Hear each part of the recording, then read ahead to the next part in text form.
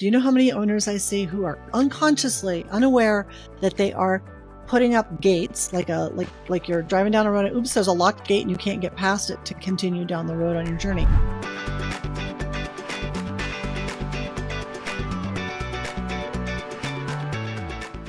Hi there. Welcome to the Thriving Dog Business Podcast with me, Sherry Boyer, the 7-figure dog business owner. Today, I am going to talk about how so many dog business owners close the gates to their business without realizing it, which keeps people from giving them money, believe it or not. But before I do, go to 4dayprofitrace.com. That's the number 4, dayprofitrace.com, and get my free, totally free diagnostic course so you can make more money without working so dang hard. And it's super fast and super simple, and it's going to blow your mind. So that is number 4, dayprofitrace.com. So this episode is sponsored by connectexperts.io. That's experts with an X. Connect, Xperts.io. At Connect Experts, we help busy dog business owners get more leads and convert them without having to spend money they don't have on expensive ads. Go to Connect Experts, that's experts with an X.io to learn more. Do you know how many dog business owners I talk to? I watch everything. I see patterns, and I've also done this business myself. Do you know how many owners I see who are unconsciously unaware that they are putting up gates like you're driving down a road and oops, there's a locked gate and you can't get past it to continue down the road on your journey. They're putting up locked gates that keep people from coming into their world. And a lot of these are going to seem counterintuitive. And I actually used to have some of these gates myself in my own business, which is why I can talk about this. I had a dog daycare, boarding, and training facility that I grew to 7 figures, and I was mostly absentee after many, many years of working on it all of the time. Like many of you know how much time and effort these businesses take. So I do have a lot of expertise myself. Now I consult with people in the industry, and I watch this happen all the time. So I'm going to tell you some of the counterintuitive things that dog business owners are doing to stop the money coming in. It just can't flow in as easily as it could if you would open the gates. So one of them is actually putting your prices on your website, which may sound really, really weird. So why would putting your prices on a website keep people from coming in?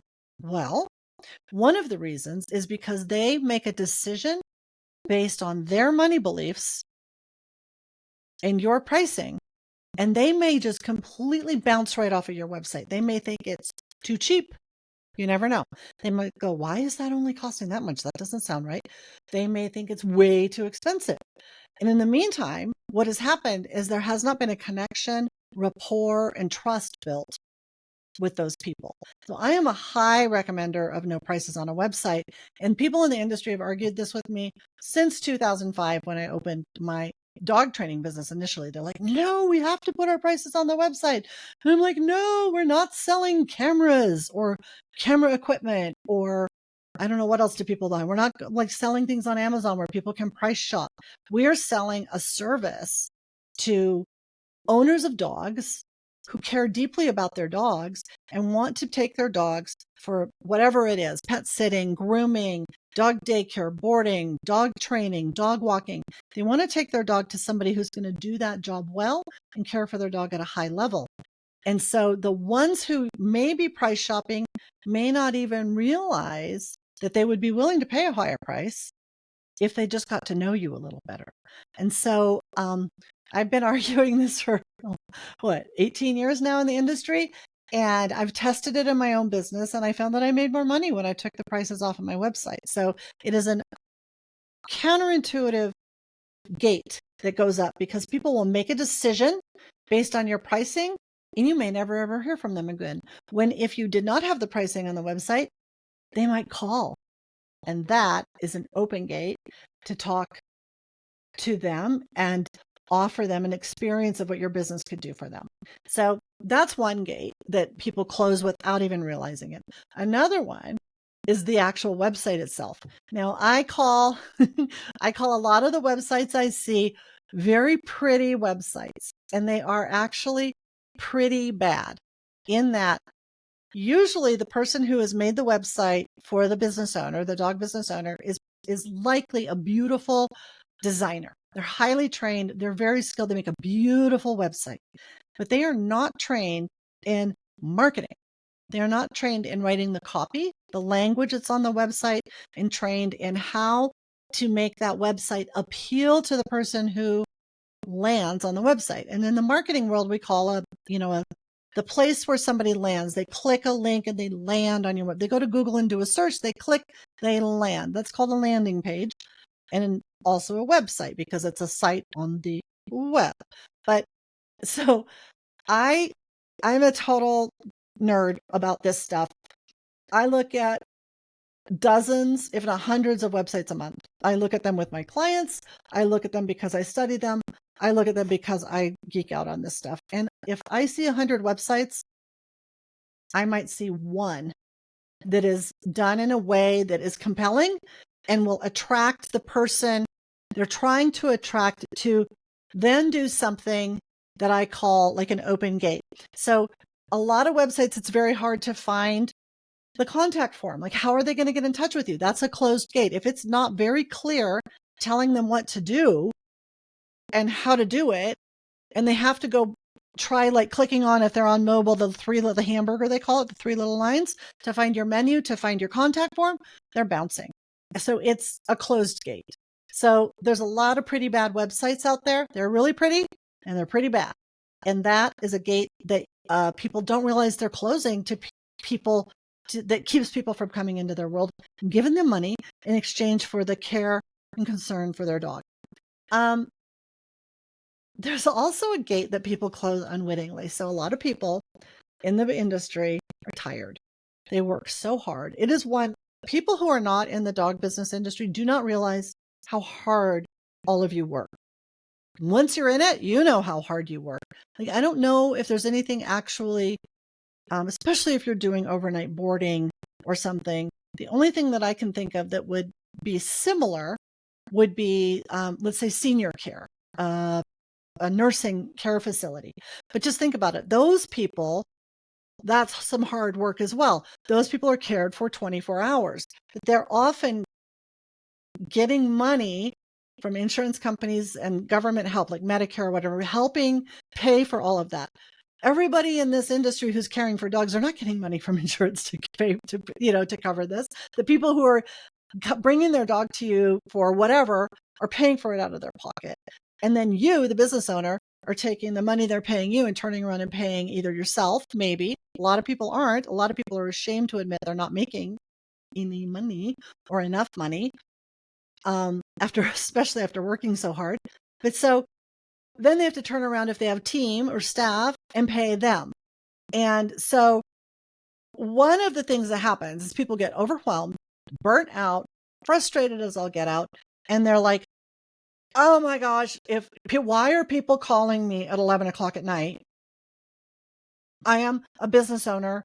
I don't have time to talk to people. Why do they think I'm in business? I mean, why do they think I would be responding to their call at 11 o'clock at night? That is an actual mental mindset gate that so many people in this industry put up. Do you know why they're calling at 11 o'clock at night? Because they think you're a business. They don't think that you are a one-person show who has your phone on, looking for my phone, who has your phone on and who might get irritated or interrupted by that call. They finally put the kids to bed. They finally ate something. They finally did their last whatever it is they needed to do and went, oh my God, I have to take care of the dog. I have to make sure that this appointment is set. And so they call what they think is a business number. And so the irritation that people have in the industry who own these businesses have at people contacting them is actually a mental block. And I call that a gate, because then it causes some frustration and anger to come up. And then when you call the people back, there may be some irritation towards them, even if you think it's not in your voice. And people sense that. So I also have a free Facebook group called Dog Business Success Community. And I welcome you to join the community there. It's very supportive, and I have more free trainings and some amazing interviews with very successful dog business owners. Some are on building their third and more facility, many of them millionaires. Most of them started out with absolutely nothing. And so just go to Facebook and join my group, Dog Business Success Community. People sense energy, right? If they feel like there's a little attitude or somebody's a little tired or a little short with them, they are not going to want to spend their money with you. So that's another gate that people put up. And there's another, these are all kind of counterintuitive, but there's another one. So let's say, let me talk dog boarding and dog daycare for a moment. The dog boarding and dog daycare industry goes through trends on what is popular to offer or not offer or do. And there was a time when a certain group of people were promoting that you should do tours of your facility. And then the owners of the companies were like, are you kidding me? I have a daycare. If I run people through here on a tour, that's going to, the dogs are going to notice that there are people there. It's going to cause issues in the groups or whatever. So no, we don't do tours. And so not doing tours is actually a gate that people put up. Instead of thinking, okay, how could we do a tour right now, 2023, that doesn't bring the people all the way through the facility, but shows them the different options that we have through some sort of a video. And that could be a video on a website. That could be a video that's playing on a monitor. It's like it just rolls over and over again on a monitor in the lobby where it shows the different sleeping areas, what the dogs are doing. And so that people can get a sense for what their dog will be experiencing without maybe necessarily having to have a tour. So there are, dog business owners will get really upset at dog owners for wanting to know what's going to happen with their dog instead of just trusting them, when actually it's our job as the dog business owner to help build trust such that when they bring their dog to us, they're cared for at such a high level and we are not exhausting ourselves because we've made enough money to hire staff properly and train them properly to then deliver that service without getting mad at the people, right?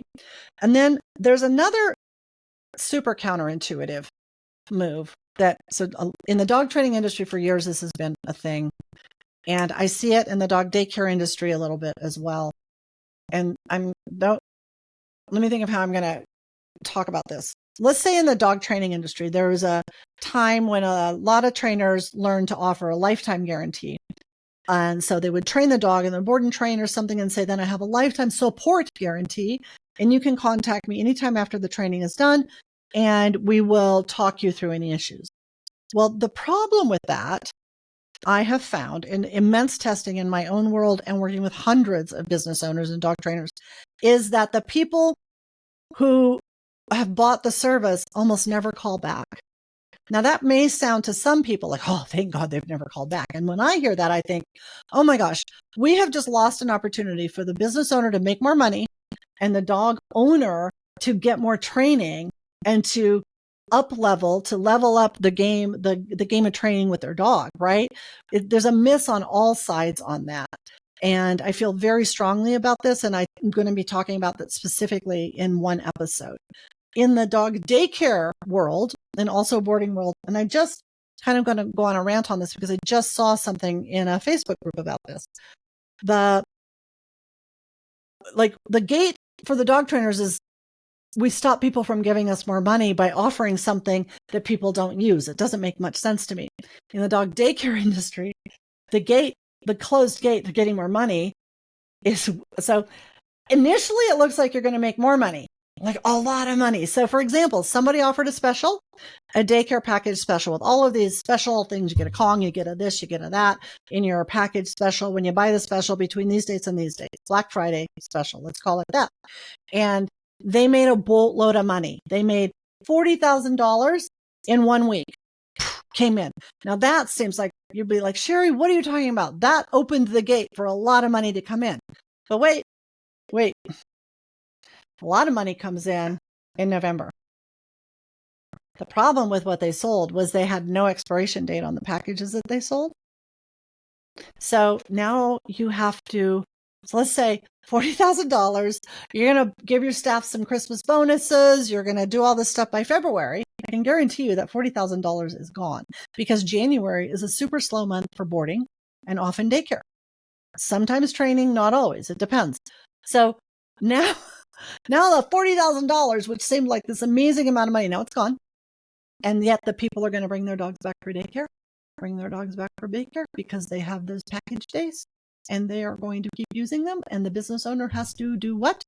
Keep paying staff. Payroll.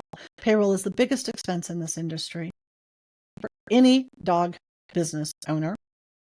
And payroll will kill you if you don't know how to do it right. So that is an odd gate, right? You'd be like, why is that a gate? It's a lot of money came in at once. Well, yeah, a lot of money came in at once and then it got used up. And now the problem is you're not getting any more money from those people until they've used up their packages. If you don't have an expiration date, they're going to be using those for a while, unless it's like the 2 people who used them in, 20 days or something. But I ran specials like this because there was a thing went through a Facebook group. Let's run a special. I did a special like that for unlimited boarding. And then I never did it again because I realized that I'd received the money in January and now it was gone.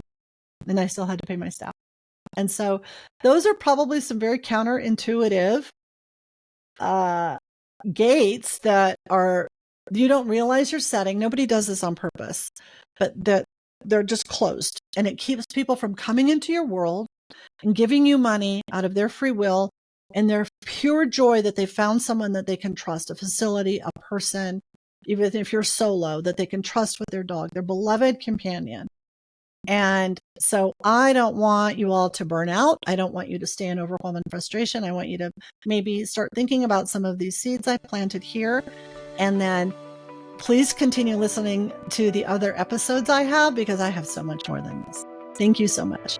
You have been listening to the Thriving Dog Business Podcast with Sherry Boyer, the 7-figure dog business owner. Subscribe to us to get more proven tips to boost your profits without working yourself into the ground. And we have new episodes every other week. To get clear on how to make more money in less time, go to 4dayprofitrace.com to get my exclusive free, very short course.